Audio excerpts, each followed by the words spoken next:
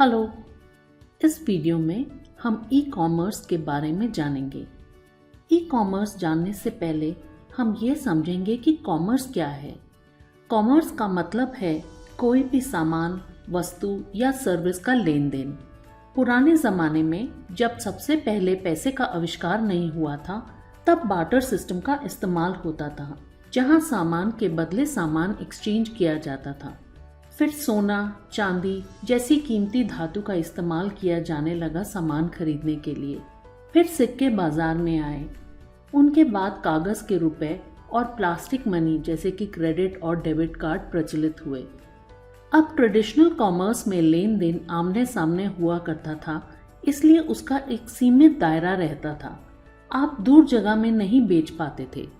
एक व्यापारी की अपने उपभोक्ताओं के साथ अच्छी जान पहचान होती थी और सामान वहीं पर तत्काल दिया जाता था। आप अपना व्यवसाय दिन में कुछ निर्धारित घंटों तक ही चालू रख सकते थे। इंटरनेट के आ जाने के बाद से ई कॉमर्स प्रचलित हुआ। ई कॉमर्स का मतलब है सामान या सेवाओं को खरीदना और बेचना इलेक्ट्रॉनिक मीडियम के माध्यम से, जैसे कि इंटरनेट, जैसे कि अमेज़ॉन, फ्लिपकार्ट, OLX आदि पे खरीदारी करना।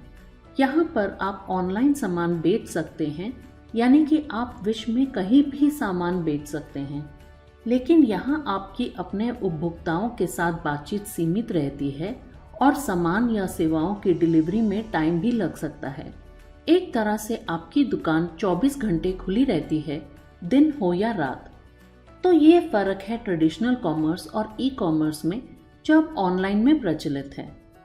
ई कॉमर्स अब मोबाइल और सोशल मीडिया नेटवर्क में भी प्रचलित हो गया है।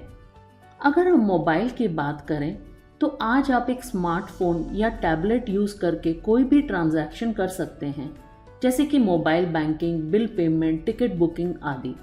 इसके अलावा सोशल कॉमर्स भी अब बहुत प्रचलित है। इसमें हम सोशल मीडिया साइट्स जैसे कि फेसबुक, व्हाट्सएप का इस्तेमाल करते हैं अपने सामान या सेवाओं को बेचने के लिए। ई कॉमर्स में ऑनलाइन पेमेंट करने के कई तरीके हैं। आप क्रेडिट या डेबिट कार्ड यूज़ कर सकते हैं, जैसे कि मास्टर कार्ड और वीज़ा कार्ड। आप प्रीपेड कार्ड का भी इस्तेमाल कर सकते हैं, जैसे कि गिफ्ट कार्ड्स। आप नेट बैंकिंग भी यूज़ कर सकते हैं अगर आपने अपने बैंक में इंटरनेट बैंकिंग को इनेबल कर रखा हो तो। आप आपके बैंक के साइट पे ऑनलाइन लॉगिन करके सीधा बैंक ट्रांसफ़र कर सकते हैं नेफ्ट या इम्स के द्वारा। आप ऑनलाइन ट्रांजैक्शंस के लिए ई वॉलेट का भी इस्तेमाल कर सकते हैं, जो प्रीपेड कार्ड की तरह होता है, या आप उसे बैंक अकाउंट से भी लिंक कर सकते हैं, जैसे कि पेटीएम वॉलेट। आजकल मोबाइल पेमेंट्स UPI के द्वारा काफ़ी प्रचलित हैं, जैसे कि गूगल पे, भीम आदि। आजकल जो नया ट्रेंड है वो है डिजिटल करेंसी, जैसे कि बिटकॉइन आदि। ई कॉमर्स के फ़ायदे ये है कि यह दिन में 24 घंटे खुला रहता है और आपको असीमित दायरा मिल जाता है अपनी सुविधाओं को उपलब्ध कराने का। आप कभी भी कहीं भी अपने खरीदारों को बेच सकते हैं। इसके लिए आपको किसी बिचौलिए की ज़रूरत नहीं है। एक खरीदार को कई ऑप्शंस घर बैठे बैठे मिल जाती हैं, जिन्हें वह कंपेयर कर सकता है और एक सस्ता और अच्छा ऑप्शन चुन सकता है। इसमें लिखा पढ़ी की भी कम ज़रूरत पड़ती है और ट्रांजैक्शन कॉस्ट भी कम होता है। इसके नुकसान यह है कि ग्राहकों के साथ आपका सीधे तौर पे जुड़ाव नहीं होता है, जो कुछ सेवाओं के लिए अच्छा नहीं है। शुरुआत में कुछ ज़्यादा खर्चा भी लगता है, जैसे कि कंप्यूटर के हार्डवेयर, सॉफ्टवेयर और ट्रेनिंग आदि के लिए, और फिर उसके बाद उनकी मेंटेनेंस कॉस्ट के लिए भी। कभी कभी ऑर्डर पूर्ति या रिटर्न के साथ समस्याएं भी होती हैं।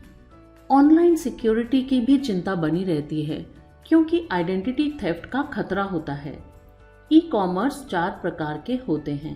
पहला है B2C या बिजनेस टू कंज्यूमर। इस मॉडल में बिजनेस या व्यापारी अपना सामान सीधे कस्टमर या उपभोक्ता को बेचते हैं। कस्टमर सब सामान एक वेबसाइट में देख सकते हैं, चुन सकते हैं और ऑर्डर कर सकते हैं, जैसे कि अमेज़ॉन या फ्लिपकार्ट पे। अगला है B2B या बिजनेस टू बिजनेस मॉडल। यहाँ पर बिजनेस या व्यापारी अपना सामान एक बिचौलिए या मिडलमैन को बेचता है और वो फिर उस सामान को कस्टमर को बेचता है। जैसे कि होलसेलर अपने सामान को रिटेलर को बेचता है, जो कस्टमर को आगे बेचता है अपने कुछ प्राइस मार्कअप के साथ। अगला है C2C या कंज्यूमर टू कंज्यूमर मॉडल। इसमें ग्राहक अपना कुछ भी सामान जैसे कि प्रॉपर्टी, कार, मोटरसाइकिल आदि बेच सकता है। वह एक वेबसाइट पे अपने सामान का सारा इंफॉर्मेशन डाल सकता है, जहां से खरीदार उसे देख सकते हैं और खरीदी कर सकते हैं, जैसे कि OLX या क्विकर पर खरीदना और बेचना। अगला है कंज्यूमर टू बिजनेस या C2B मॉडल। इसमें कंज्यूमर या ग्राहक के पास सामान या सेवाएं होती हैं जो किसी बिजनेस के लिए काम आ सकती हैं, जैसे कि सोशल मीडिया इन्फ्लुएंसर्स को बिजनेस पे करती है अपने प्रोडक्ट को एडवर्टाइज करने के लिए। ई-कॉमर्स एक ट्रेड साइकिल या फ्लो में चलता है। सबसे पहले आता है प्री सेल्स। इसमें 2 स्टेप्स होते हैं। पहले कस्टमर अलग अलग वेबसाइट में प्रोडक्ट को ढूंढता है।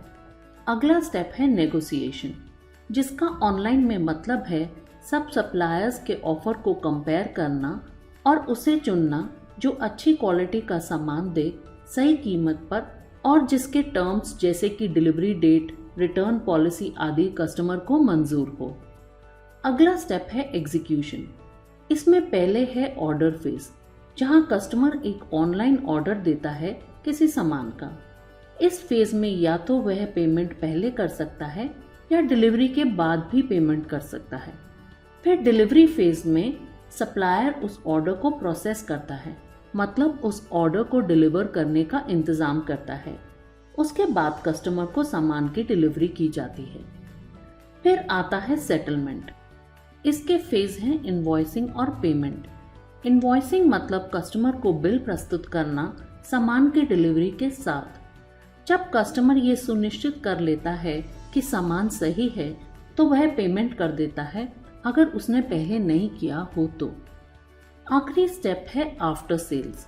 इसके 2 फेज होते हैं, वारंटी और after sale service. Warranty period में कस्टमर को सभी मेंटेनेंस सर्विस मुफ्त या कम कीमत में दी जाती है। आफ्टर सेल सर्विस का मतलब अगर कस्टमर को कुछ कंप्लेंट हो उस सामान को लेकर तो आप उसकी मेंटेनेंस सर्विस का उपयोग कर सकते हैं, या तो पर विजिट बेसिस पे या कुछ ईयरली फीस देकर। तो यह थे ई-कॉमर्स के कॉन्सेप्ट्स। अगर आपको हमारा ये वीडियो पसंद आया तो इसे ज़रूर लाइक करें और हमारे चैनल को भी सब्सक्राइब करें। Thank you and good bye.